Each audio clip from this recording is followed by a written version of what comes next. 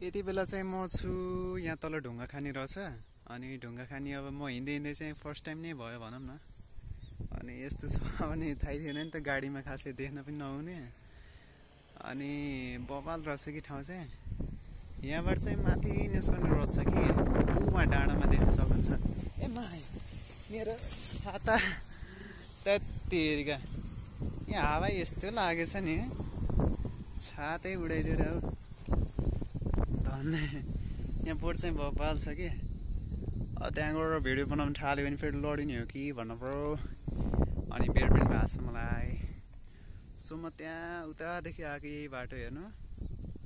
यो चाहिँ ढुङ्गाखानी, हाम्रो ढुङ्गाखानी पर्दो रहेछ यहाँनिर। माथि चाहिँ घुम्ने बवाल ठाउँ रहेछ। उहाँ माथि डाँडामा देख्न सक्नुहुन्छ होला मान्छेहरू। थोरै मैले ब्राइटनेस कम गरेँ भिडियोको चाहिँ। अनि त्यहाँ मान्छे जानु भएको छ। यहाँदेखि चाहिँ चढेर जाने रहेछ। म पनि जाउँ कि क्या हो। अघि उता माथिदेखि चाहिँ मैले देखाएको थिएँ नि भिडियो हिमालको चाहिँ, त्यहाँदेखि चाहिँ अझ बवाल देखिन्छ होला कि। म किन छोड्नु र हो मौका। अब आउने कहिले कहिले।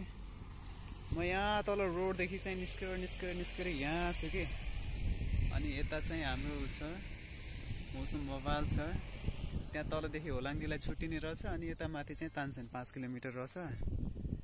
5 किलोमिटर हिँडेपछि चाहिँ बतासे अथवा उही बसपाकदेखि नापिया त चाहिँ थाहा भएन।